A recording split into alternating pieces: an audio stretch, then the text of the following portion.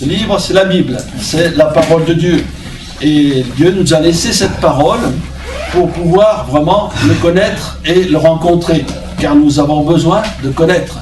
Et la Bible nous dit, en parlant de Dieu, qu'il est l'Éternel, celui qui a créé le monde, celui qui est là encore ce soir par son esprit dans ce lieu et qui désire vraiment se faire connaître à nos cœurs. Car concernant Dieu, il y a toutes sortes de pensées qui peuvent venir à votre esprit, ça dépend de l'éducation que vous avez eue, et certains pensent que Dieu, il est méchant, il est sévère.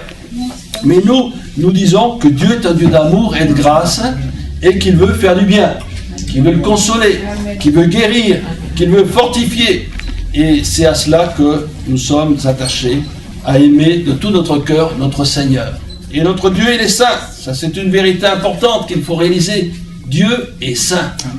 Et dans sa sainteté, et bien malgré sa sainteté, eh bien il est là pour s'approcher de nous par le moyen de sa parole et de Jésus-Christ. Aussi, c'est important, en considérant ce livre, ce qu'il contient. Nous faire connaître Dieu et nous faire connaître l'Évangile. L'Évangile, c'est la bonne nouvelle de l'amour de Dieu pour nous. Et cet Évangile, eh bien Dieu l'a préparé depuis des siècles, depuis pas mal de temps, on peut dire, pour qu'aujourd'hui encore, au XXe siècle, nous puissions le considérer et recevoir ce que Dieu a à nous donner. Dieu veut notre salut. Dieu désire que nous soyons un jour dans le ciel, non pas parce que nous soyons meilleurs que les autres, mais simplement parce qu'il est notre Père Céleste et il désire que nous soyons avec lui pour l'éternité. Amen. Dieu est notre Père Céleste. C'est Jésus qui a dit, notre Père qui est aux cieux. Et ainsi nous avons cette possibilité, chacun d'entre nous, de nous approcher de Dieu. Alléluia. Alors il est bon de connaître celui qui nous donne le moyen de connaître Dieu. C'est Jésus-Christ, le Seigneur. Alors nous allons le découvrir dans l'Évangile. On ne dira jamais assez que c'est important de connaître le Christ. Car entre Dieu qui est saint et nous qui sommes des créatures parfois faibles et misérables, il y a une séparation, il y a un obstacle, c'est le péché, c'est le mal, c'est l'adversaire de notre âme, Satan, le diable, qui veut nous séparer de l'amour de Dieu. Mais lui, c'est le contraire.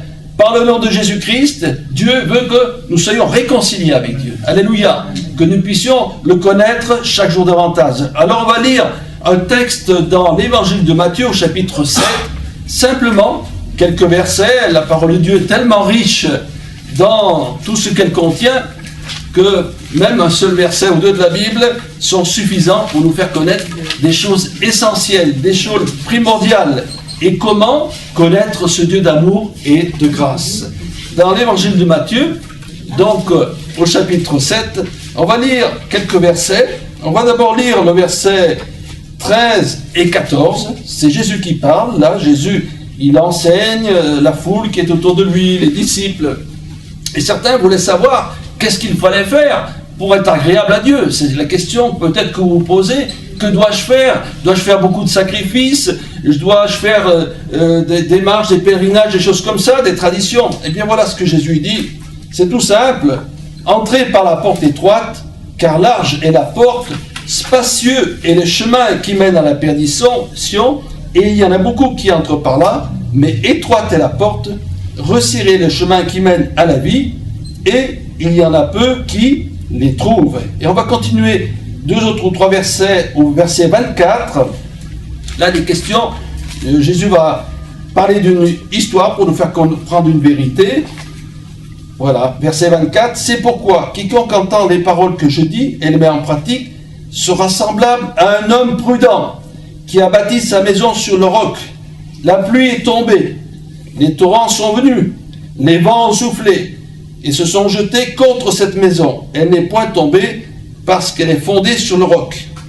Mais quiconque entend ces paroles que je dis et ne les met pas en pratique sera semblable à un homme insensé qui a bâti sa maison sur le sable. La pluie est tombée, les torrents sont venus, les vents ont soufflé et ont battu cette maison. Elle est tombée et sa ruine a été grande. Alléluia. Donc là, il y a d'abord cette injonction du Seigneur. Entrez par la porte étroite. Et on pourrait dire que la porte du ciel, elle est étroite. Et ça fait penser à une autre porte, celle de Noé. Hein? Lorsque Dieu avait dit à Noé de construire une arche, et un jour il lui a fait monter tous les animaux dans l'arche, il y avait une petite porte pour entrer dans cette arche. Et Noé a annoncé à sa génération qu'il y allait avoir un jugement de Dieu. À cause du péché, à cause du mal, il est dit que du temps de Noé, les hommes, et les femmes aussi, avaient leurs pensées uniquement tournées vers le mal. Vous voyez que les choses n'ont pas changé. Aujourd'hui encore, malheureusement, il y a de la violence, il y a de la haine, il y a le mal qui agit, mais du temps de Noé aussi. Mais Noé avait donné la solution. Il suffisait de monter dans l'arche et ces personnes ont été sauvées. Mais comme cette arche avait été construite dans un désert, dans un endroit où il n'y a pas d'eau, les gens ont dit, mais tu fais une arche, mais penses-tu, ça sert à quoi? Ils n'ont pas cru à la parole de Noé, et s'ils avaient cru, ils auraient été sauvés. Donc le jour que Dieu a décidé, eh bien les animaux sont montés dans l'arche. Et toute la famille de Noé aussi. 8 personnes sont montées dans l'arche, et ensuite la porte s'est fermée. Il y a eu le déluge, et c'était trop tard. Cette porte était étroite, mais c'était un moyen de salut. Et encore aujourd'hui, Jésus a dit, je suis la porte, celui qui entre par moi, il sera sauvé. Donc Jésus-Christ nous donne le moyen de connaître le salut, la grâce et le pardon de Dieu. Et là, il est question donc d'un chemin plus large. Hein, et on peut nous présenter tout ce qui concerne les choses spirituelles avec beaucoup de facilité. Ce que le monde y fait, ce que le monde y vit, comme si dans le monde, eh bien, tout était beau, tout était gentil. Mais ce chemin large n'est pas en accord avec la parole de Dieu. Car dans ce monde, il y a certaines pratiques que Dieu condamne. Dieu condamne la magie, l'occultisme et toutes ces choses-là. C'était dit dans la parole de Dieu. Et il y en a qui veulent mélanger l'occultisme avec la parole de Dieu, mais ce n'est pas possible. Il faut faire un choix. Et bien d'autres choses encore. Et on pourrait dire que ces deux chemins, il y en a un qui descend et l'autre qui monte. Le chemin large, il est spacieux, mais il descend. Il descend chaque fois. Et lorsqu'on est pris dans, on pourrait dire dans ce monde, si on se laisse gagner par toutes les tentations de ce monde, eh bien on va descendre chaque jour plus bas dans le mal et dans le péché. Et malheureusement, c'est ce qu'on voit autour de nous. C'est ce péché, ce mal qui s'accentue. Et par contre, le chemin de Jésus, lui, il monte. Il monte, c'est le contraire. Il va en direction du ciel. Alléluia. Et c'est Dieu qui nous invite, au travers de cette parole, à considérer que nous avons Jésus-Christ, la possibilité d'aller vers le ciel. Pourquoi Jésus-Christ, me direz-vous? Jésus n'était pas un simple prophète. Et oui, Jésus est un prophète. Mais la différence de Jésus, c'est qu'il est sans péché. Jésus n'a jamais péché. Jésus n'a jamais menti. Et on ne peut trouver dans la parole de Dieu aucun péché concernant Jésus. Ensuite, Jésus, il est le sauveur. Il est celui qui a la possibilité, par son sacrifice à la croix, de nous accorder la vie éternelle. Dans la parole de Dieu, il est question d'Abraham, qui un jour, eh bien, a offert son fils, de lui demander d'offrir son fils. Et lui, il a obéi. Et il allait offrir son fils, mais Dieu l'a arrêté, voyant son obéissance, et il lui a dit de tuer un bélier en sacrifice. Eh bien, de la même manière, on peut dire que Jésus-Christ, eh bien, il est comme ce sacrifice. Il est là, et c'est lui qui a pris nos fautes, nos péchés. Mais lui, il les a pris sur lui. Et par le sacrifice de Jésus-Christ, eh bien, nous pouvons avoir le pardon des péchés. Par le sacrifice de Jésus, nous pouvons avoir la vie éternelle. Alléluia. Amen. Alors, dans la vie, c'est toujours ça, il faut toujours faire des choix. Et dans le domaine spirituel, c'est pareil.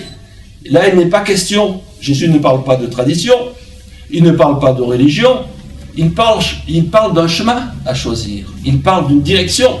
Et finalement, Dieu ne nous demande pas que nous soyons parfaits.